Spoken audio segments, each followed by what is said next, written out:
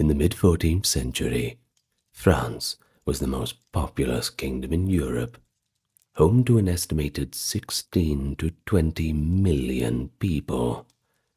Society was predominantly agrarian, but cities like Paris, the largest in Europe at the time, thrived as centers of both trade and learning. Politically, France was embroiled in the 100 Years' War against England since 1337, straining the realm with military defeats and heavy taxes. These hardships, alongside recent famines, notably the Great Famine of 1315–17, and local conflicts, had already tested the resilience of French society. And such was the scene in 1347, a kingdom populous and war-weary, devoutly Christian, yet politically divided, and completely unaware of the unprecedented catastrophe about to strike them all. In religious life, Catholicism permeated everyday existence. Pope Clement VI, a French-born pope, reigned from Avignon, then a papal enclave in Provence, during a period often called the Babylonian captivity of the papacy. The church wielded great influence. However, its moral authority would soon be challenged by the upcoming plague. Medically, knowledge was limited. The University of Paris surely had some of Europe's finest scholars, but illness was generally explained by a mix of natural philosophy and spiritual reasoning. And it is within this intellectual framework that France faced the onslaught of the Black Death, and somehow they made it out, but not without taking a heavy toll. We're going to talk about it all today, specifically just within France. We've spoken about the situation in other parts, so it's about time we bring the goalposts in a little bit to paint a picture of that region. Now, if you've not yet clicked the subscribe button, I certainly appreciate it if you do. You're just going to get more history content from here if you do so. And thank you to those supporting on the Patreon, YouTube memberships, and those who checked out the merch store. There is a reason why the video has no ads, and it's because of them. So thank you very much, and do consider checking out those services. Now, with all that being said, how about we get nice and relaxed, and we may enjoy the video together. Let's go back to 1347. Well, of course, the stage is set. We already have a bit of an image of what France was like at the time. And in late 47, we have some ominous news coming from the Mediterranean, in the form of a mysterious and deadly pestilence spreading through the Italian ports. By November 1347, the Black Death had reached France via a Genoese ship docked at Marseille. According to one contemporary report, the ill-fated ship had been turned away from its home port of Genoa, mainly due to the swaths of sick crew on board. Next off, of course, was Marseille. Unwittingly, they brought the plague to French shores. From Marseille, a bustling trading hub, the disease radiated out quickly. It swept along the Provençal coast and penetrated inland following trade routes. By December 1347, Avignon, the papal city on the Rhône River, was completely infected. In Avignon, Ludwig of Liege, a musician in the papal court, described the terror as the plague claimed both the rich and poor. He noted that by April 1348, panic led to dark rumors. Some people were even accused of poisoning wells to spread the disease on purpose. As fear mounted, Local authorities in cities like Narbonne and Carcassonne resorted to arresting and executing beggars and outsiders on suspicions of well poisoning. The spread in early 1348 was explosive. Carcassonne in Languedoc reported plague deaths by January 1348, and by spring the pestilence surged up the Rhône valley. In Avignon, the impact was devastating. Numerous cardinals of Pope Clement's court perished. The city's cemeteries overflowed with the dead. Pope Clement VI, facing this venerable nightmare, responded both spiritually and practically. Like many clerics, he viewed the plague as divine punishment for humanity's sins. He ordered prayers and penitential processions in Avignon to implore the mercy of God. At the same time, on the advice of his personal physician, the renowned surgeon Guy de Chauliac, Clement took an unusual precaution. He sat between large blazing fires, kept lit day and night in his chambers. Medieval theory held that fire could purify the corruption in the air, and they might have been onto something. You see, in hindsight, the heat likely helped ward off plague-bearing fleas. So indeed, while perhaps 1/3 of the household died, Clement himself survived the epidemic unscathed. I suppose the ends justify the means with the fires burning for the Pope, but that's all good and well for him. What about everybody else? Contemporaries struggled to make sense of the horror. It was panic everywhere. In October 1348, at King Philip VI's command, the University of Paris's Faculty of Medicine compiled an expert report on the plague's causes. Learned physicians concluded that the root cause was astrological. A rare conjunction of the planets in March 1345 had corrupted the air and caused a deadly pestilence. In 1345, at 1 hour after noon on the 20th of March, there was a major conjunction of the 3 planets in Aquarius, and they thought that by this happening it caused this deadly corruption of the air, the miasma, all signifying mortality and famine.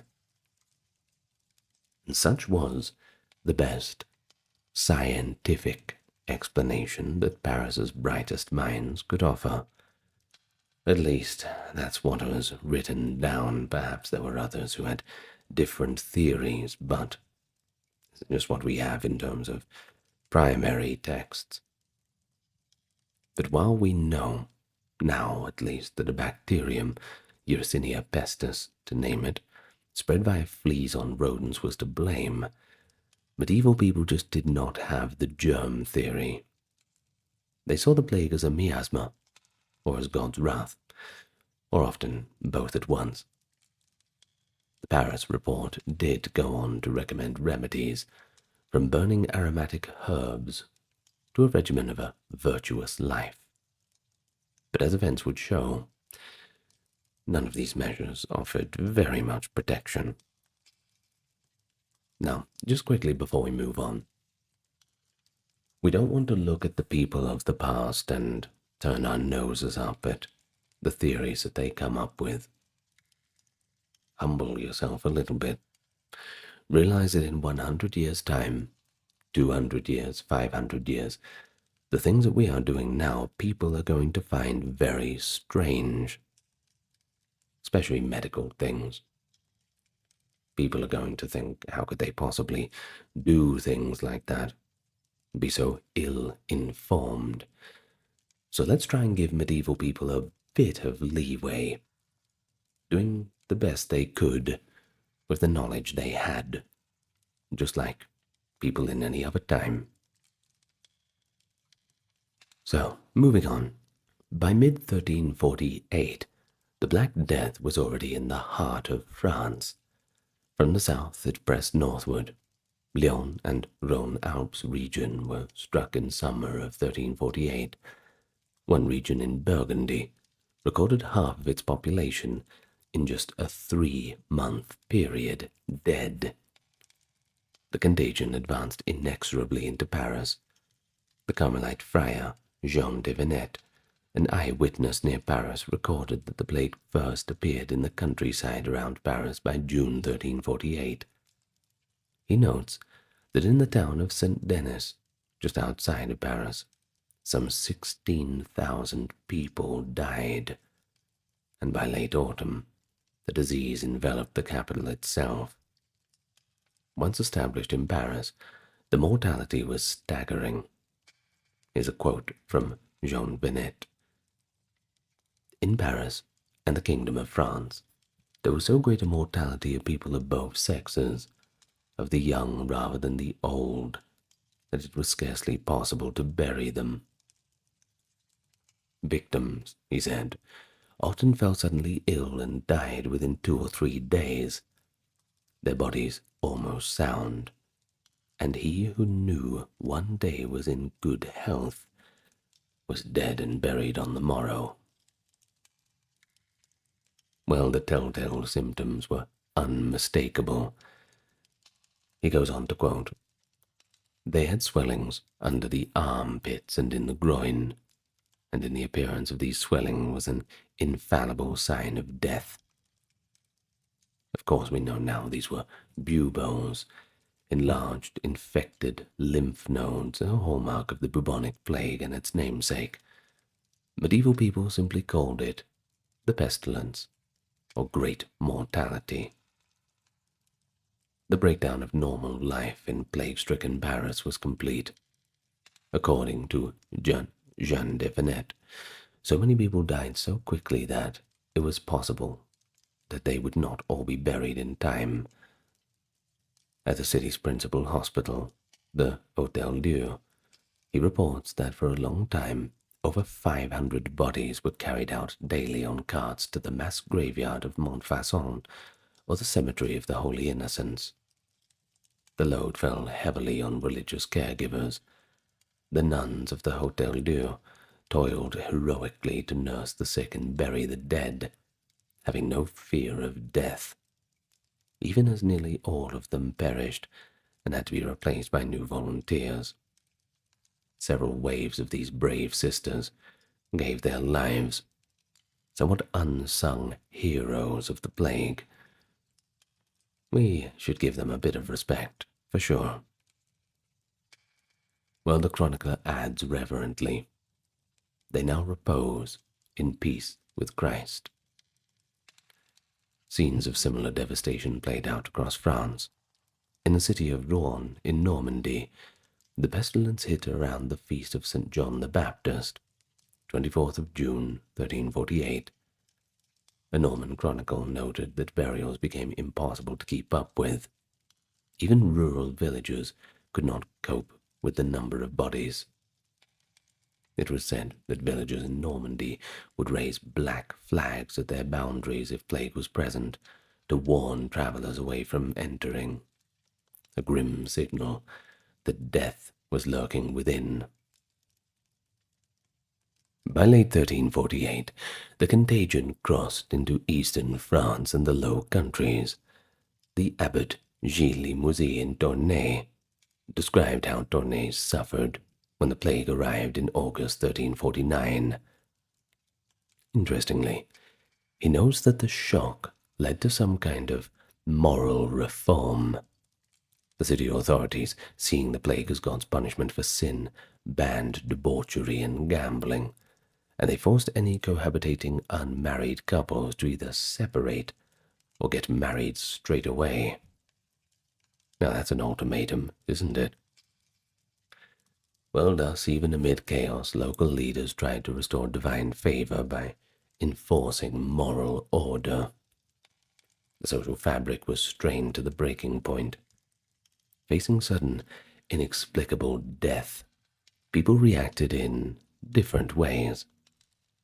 Some, as later chroniclers noted, retreated into isolation, shutting themselves in their homes to avoid contact. Others responded with desperate hedonism.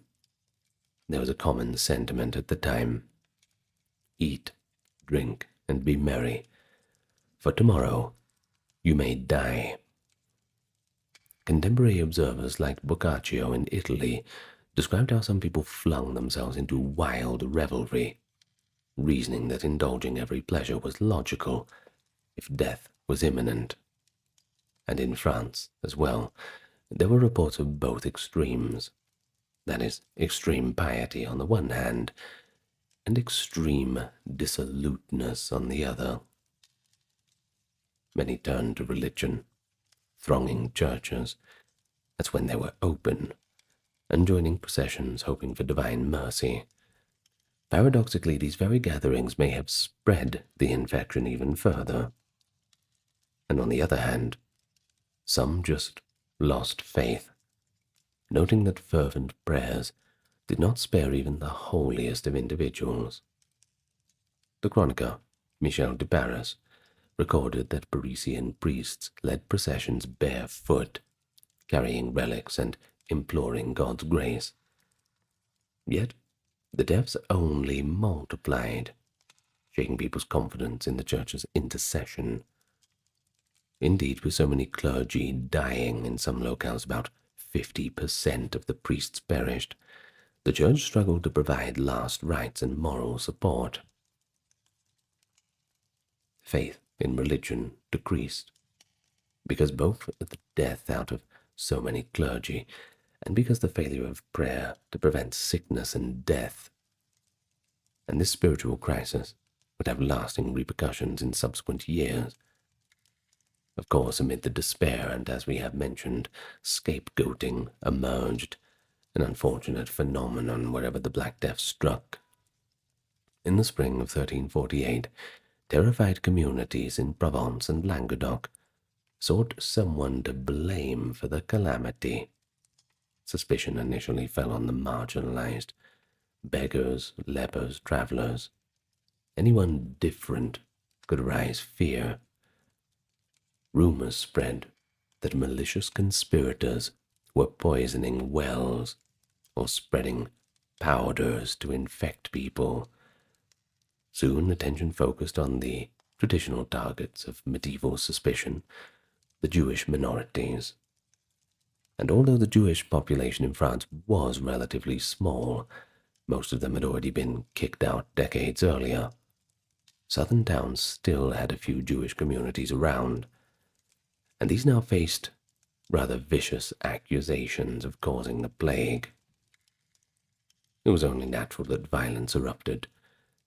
In April of 1348, as recorded by Louis Halligan, mobs in Avignon dragged alleged well poisoners, some of them Jews, but not all of them, away to be executed. That same month, letters from Narbonne report that Jews and beggars were being burnt and tortured in Narbonne, Carcassonne, and Grasse on the charges of poisoning wells. Well, word of all of this reached Pope Clement in Avignon, and he actually reacted with resolve to stop the persecutions. On July 5th, 1348, and in September, he issued papal bills condemning the violence against minorities. He emphatically argued that the plague was God's punishment, not the work of any human agency, and that those who blamed the minorities had been seduced by that liar, the devil. The Pope placed the surviving Jews under his direct protection, hoping to quell the massacre. And this stern intervention did save some lives. For example, Avignon itself, under papal jurisdiction, became a refuge for those minorities fleeing hatred. However, beyond the Pope's reach, the massacres continued. In Provence, at Toulon, a mob in 1348 rounded up and killed about 40 of the Jewish minority. The Jewish community of Sisteron was wiped out shortly after. Further afield, in 1349, more pogroms erupted in the Rhineland, the infamous slaughter at Strasbourg and in Savoy, often justified by the same well-poisoning rumors. Thus, even as the plague itself killed indiscriminately, there was this other layer of cruelty just added onto the top. So by 1349, the first wave of the Black Death had reached even the remotest parts of France. Regions like Brittany and Auvergne in the west and central highlands were struck somewhat later, only in 1349.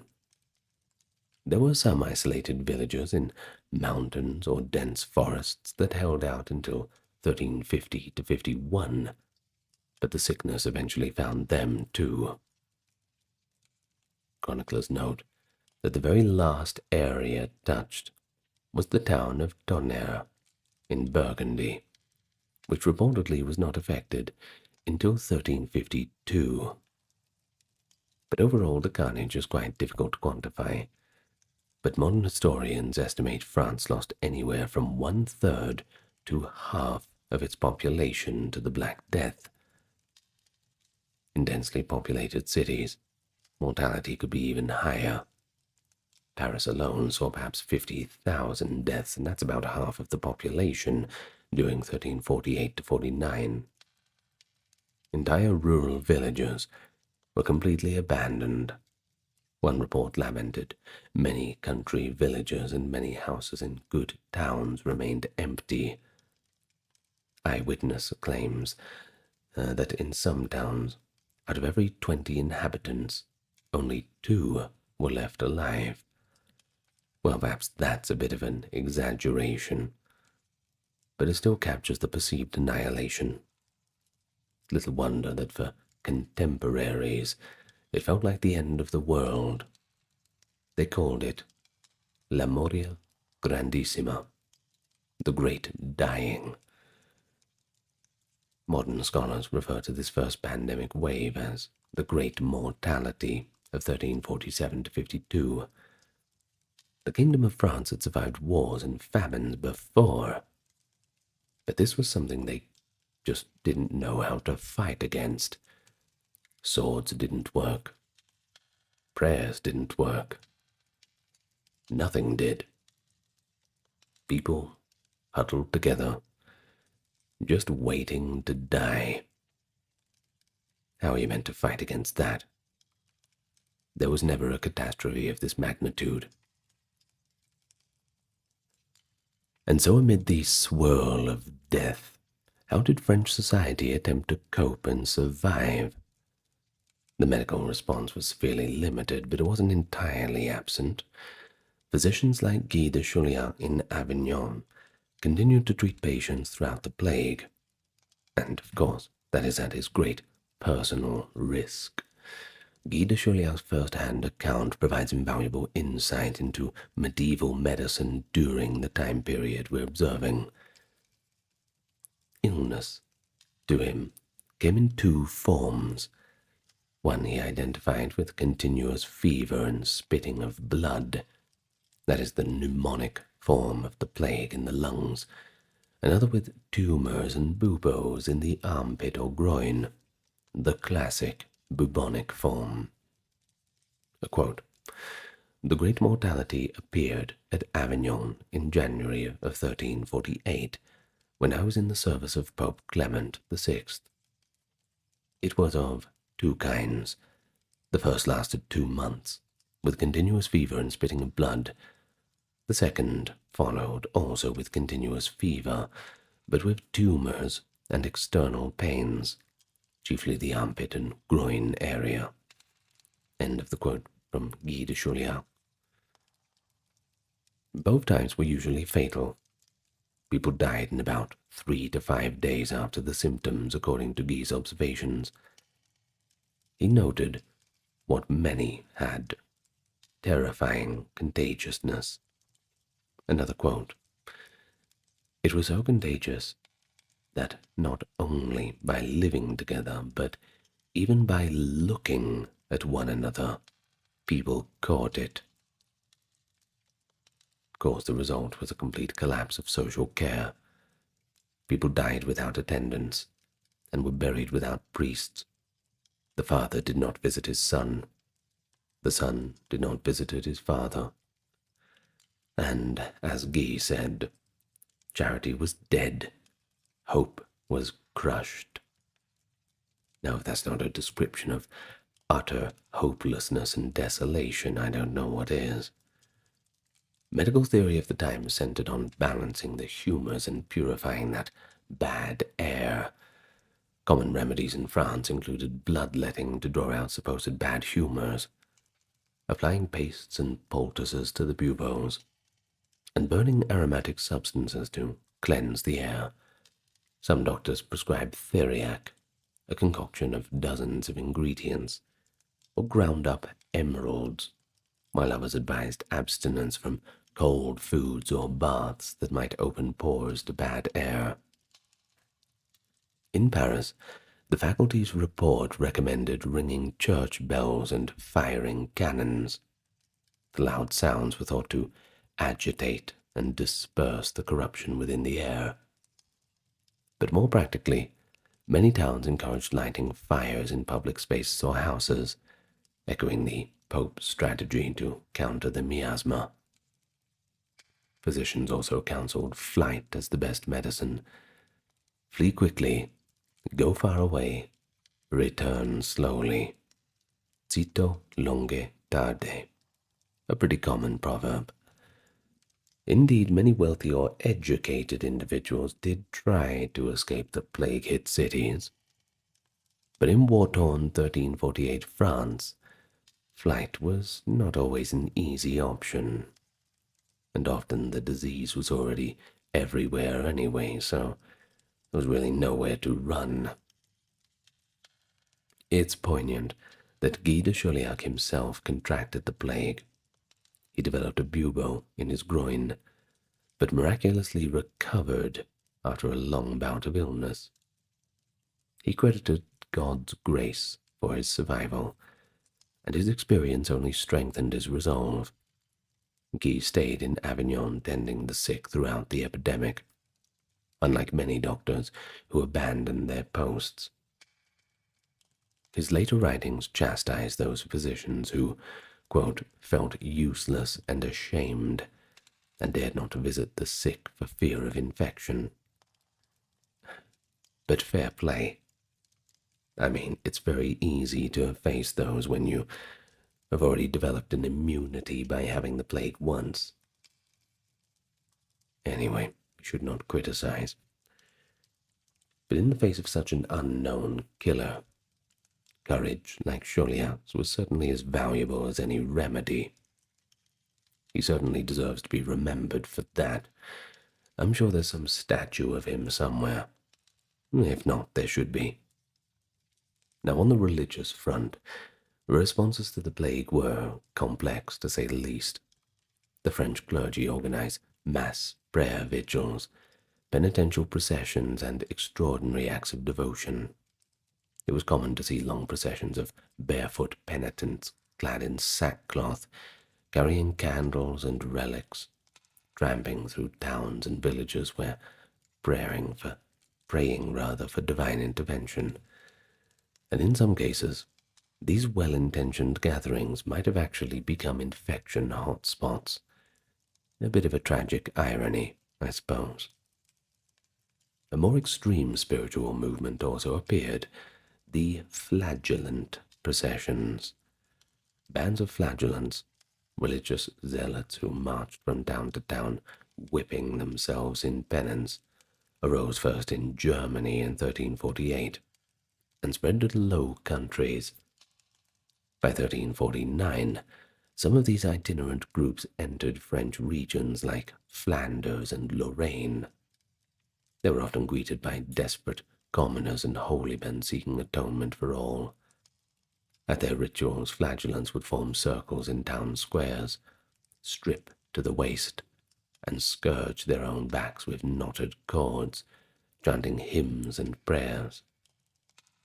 They preached that only by extreme penance could God's wrath be appeased. And of course, once God was appeased, the plague would certainly stop, right? Well, for a time, the authorities tolerated or even welcomed them. But soon, the flagellants began to stir up trouble. You see, they tended to denounce the church hierarchy, claiming ordinary repentance superseded the sacraments. And the church hierarchy does not like to be criticized. Some flagellant bands also incited violence against the clergy or Jews in the town. And remember, those Jews were under protection. So once again, going against the church. Their chaotic roaming threatened social order. The University of Paris theologians grew concerned and petitioned the Pope. And the Pope answered. After investigating the movement, he condemned the flagellants as heretical in October of 1349, and then all the processions were banned. He also ordered local church officials to suppress the flagellants, many of whose leaders were arrested. The swift crackdown saved France from perhaps the worst excesses of the flagellant frenzy that other regions experienced. By the end of 1349, the flagellant movement in France had fizzled out under pressure, though the ethos of personal penance remained strong. Throughout these dark years, Clement VI provided leadership from Avignon. Not only did he fight prejudice and quackery the best he could, but he also made a compassionate decision unprecedented for its time. He granted plenary remission of sins to all who died of the plague. Hey, that's pretty good news. In fact, he did this, recognizing the victim's inability to receive last rites in many cases. A one-size-fits-all solution, and very convenient. This papal decree, essentially offering all plague dead the grace usually given by confession and absolution, comforted the bereaved, and reflected a human flexibility in church doctrine under these extreme conditions. Moreover, when Avignon's ceremonies overflowed and corpses lay about unburied, Clement found a bold solution. In March of 1349, he consecrated the entire Rhône River, so that bodies thrown into it would be considered buried in holy ground. Each day, carts laden with Avignon's dead were brought to the bridge, and their shrouded bodies cast into the Rhone's waters to be carried away, a practice born of dire necessity. It was a morbid sight, sure, but it's not as morbid as a city full of rotting bodies. Probably helped reduce the spread of infection, too. The Pope's unusual measures show how institutions could also adapt creatively to survive the onslaught. By late 1315, the first wave of the Black Death had finally abated. Chronicles note that, with relief in 1350 to 51, that the pestilence ceased. Where it had passed, an eerie calm had settled, the leveling dust. Jean de Venette wrote, "Many country villages remained empty, and wolves and wild animals smelling death roamed closer to abandoned homesteads than ever before."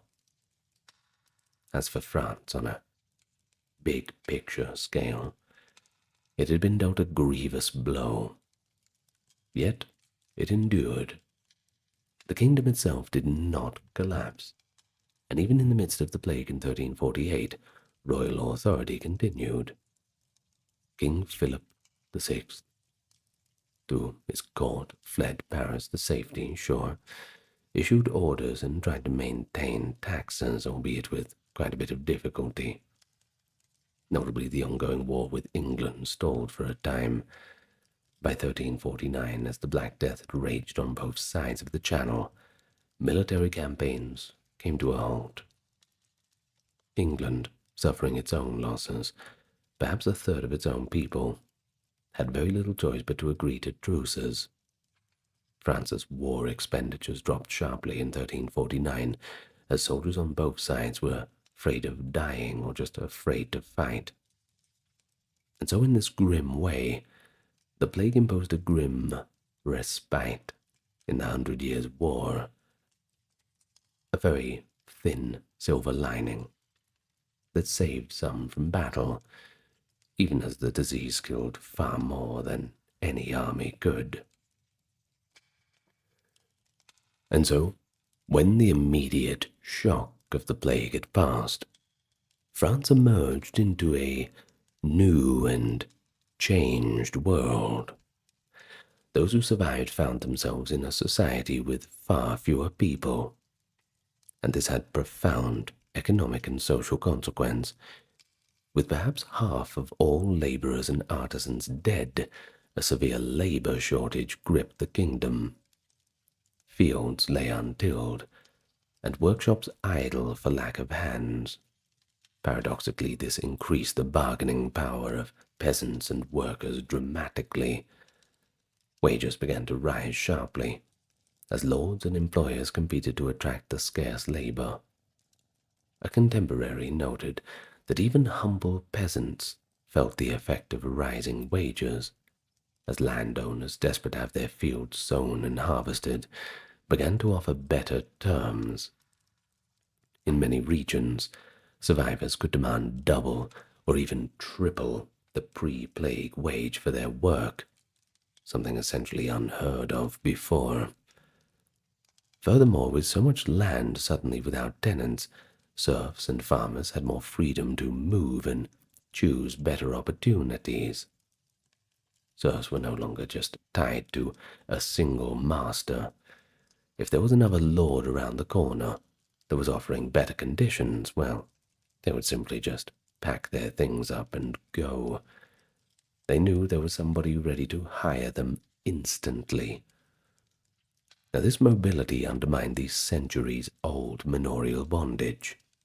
Indeed, many French lords were forced to confer freedom or improve status to their peasants to just keep their estates running.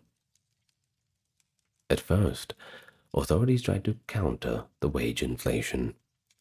In England, the king passed the Statute of Labourers in 1351 to freeze wages, while in France there wasn't a single nationwide decree of that sort. More local edicts and lordly pressures similarly sought to cap wages or bind peasants to the land. But such measures had limited success. The marketplace largely ruled. The scarcity of workers meant higher labor costs. Prices of goods also fluctuated. Some prices inflated, especially for manufactured goods and luxuries, since skilled craftsmen had died and the trade had been disrupted.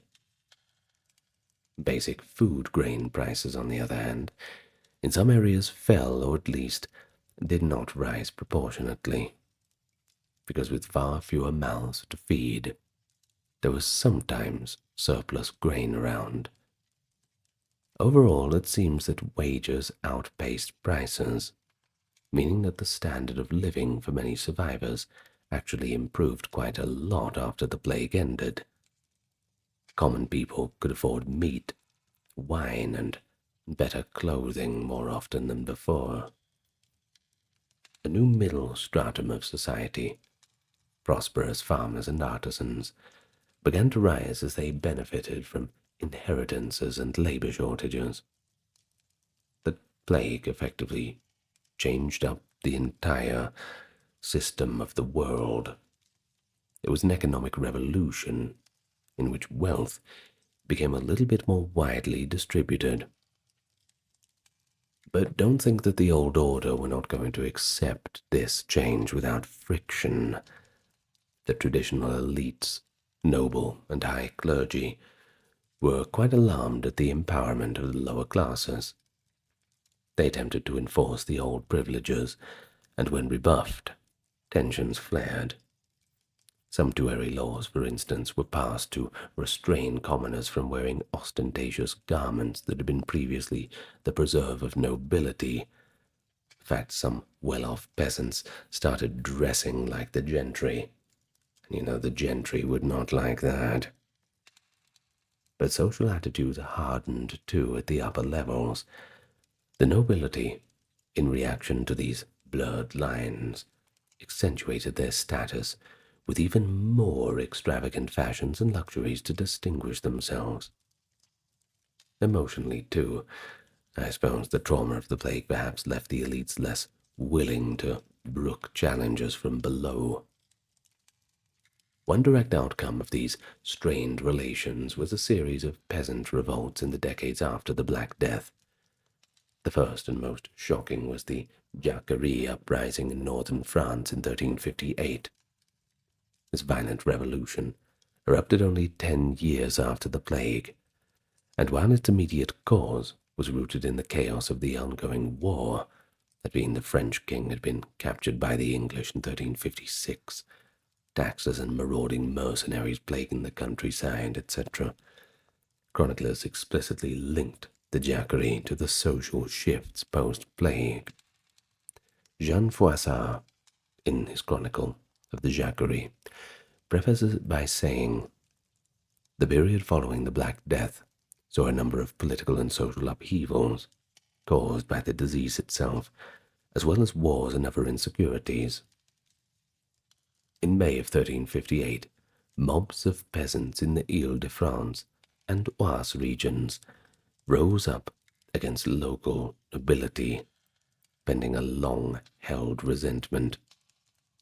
The rebels, whom Froissart calls Jacobins or Jacques, from the derogatory slang for peasants, Jacques Bonhomme, massacred nobles, their entire families, and burned down manor houses in a spree of vengeance. You see, they proclaimed that the nobles had failed the realm. Many blamed the nobility for France's defeats and for abandoning the peasantry to bandits during the war.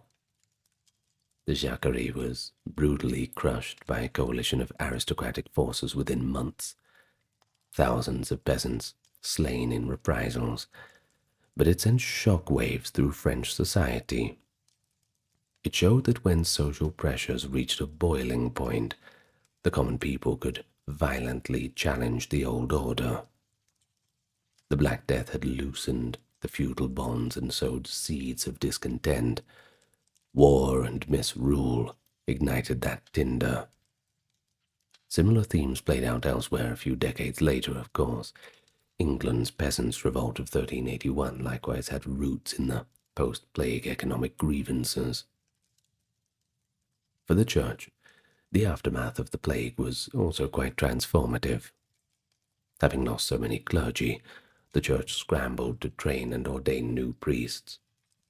Many of them were young and less educated, and that changed the character of parish life. Pious movements along laity grew. Confraternities dedicated to prayer for the dead proliferated. Some survivors, feeling that the plague had been initially a divine warning, redoubled their piety. Others, disillusioned by the Church's inability to do anything about it, grew more critical of clerical wealth and corruption. This ambivalence towards institutional religion can be seen as an early harbinger of later reforming tendencies. Culturally, an enduring motive that emerged was an obsession with death's universality. The danse macabre, that dance of death, became a popular allegory in art from the late 14th century onwards.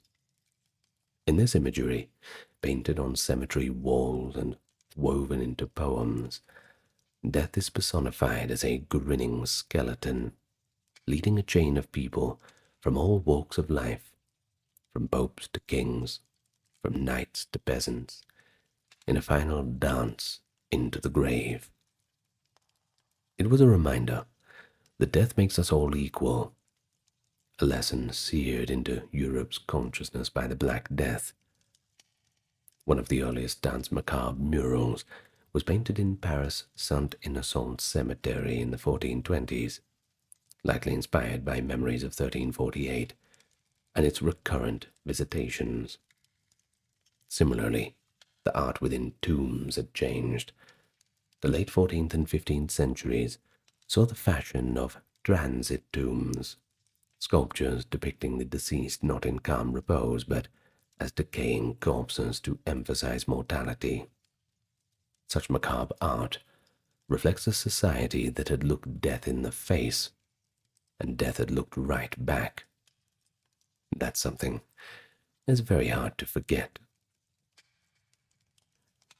And of course, it's even harder to forget when you realize that the Black Death was not a one-off event.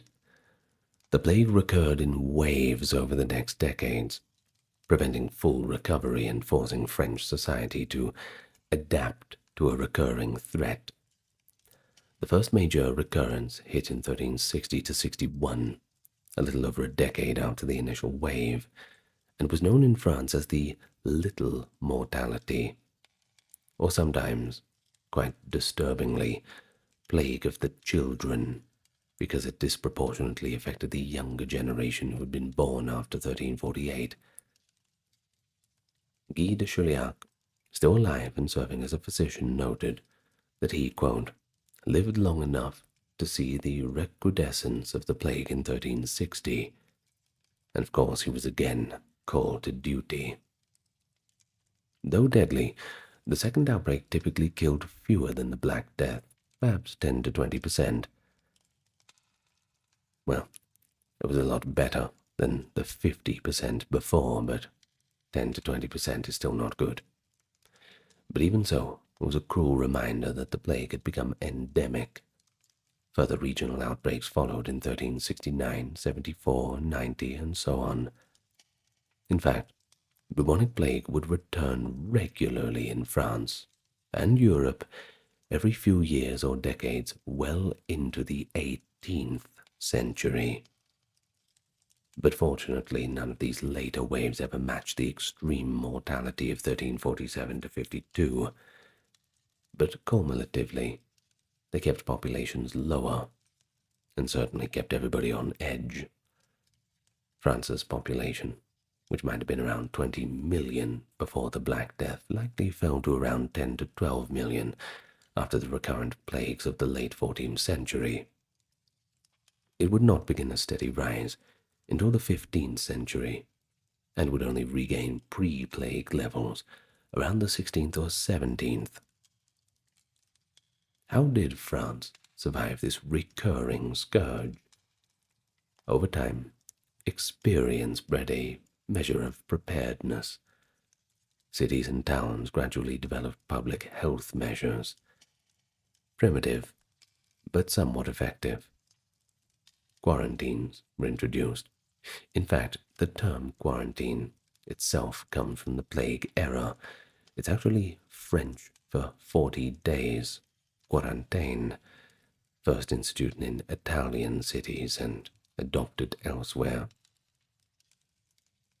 By the late 14th century, Mediterranean ports like Marseille and Aigues-Mortes, well, Mort is not the best name in plague times for a town, I suppose. You wouldn't want to live there. Mort being death in French, of course.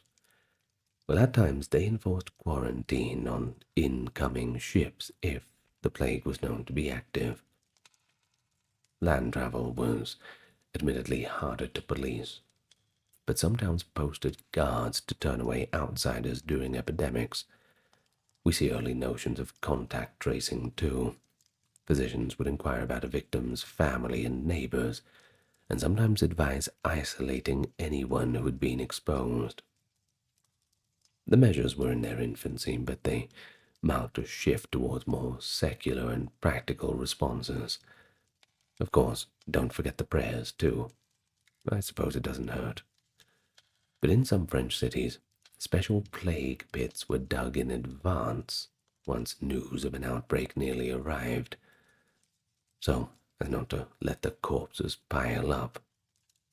I suppose it's a grim job, but it just became part of life. It's best to be as prepared as possible.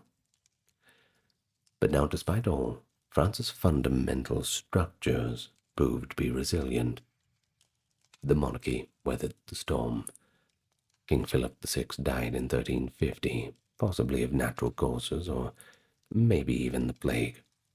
We're not sure. But the crown passed to John II and then Charles V without any chaos.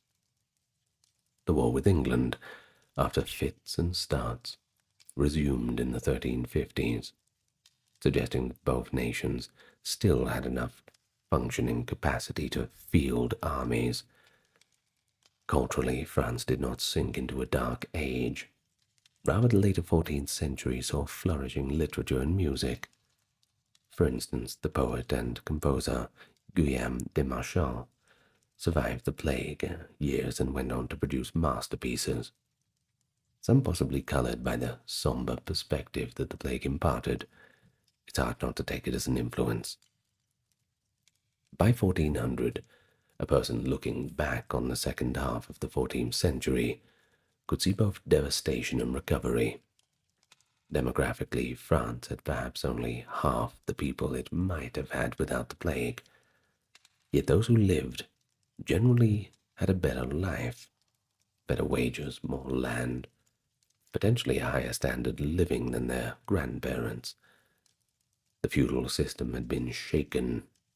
Outright serfdom was declining in many regions, and tenant farmers had more leverage or had become independent proprietors.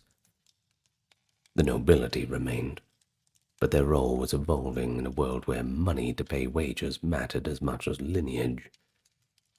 The church had lost some luster. The disillusionment sowed by the plague, combined with events like the Western Schism, which began in 1378 when rival popes in Avignon and Rome split Christendom, made people more willing to question their clerical leaders. Still, faith itself endured. France built new chapels, raised devotional images of plague saints such as Saint Roch, who later became venerated as a protector against the plague. Each local community incorporated the memory of the Black Death into its folklore.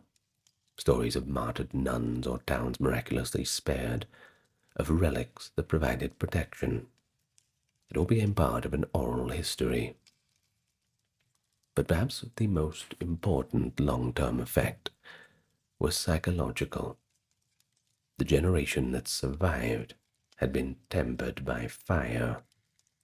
There was a newfound pragmatism, an acknowledgement of the fragility of life.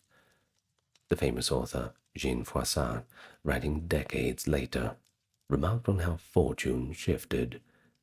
Many great lords and prelates died during the plague, and some survivors of lower birth rose to fill those vacuums. Society, in a sense, had been leveled to a degree. This did not mean equality or an end to strife, far from that, but it injected a sense of impermanence to a worldly status. As Charles VI ascended the throne in 1380, France was a different kingdom than it had been under Philip VI before the plague.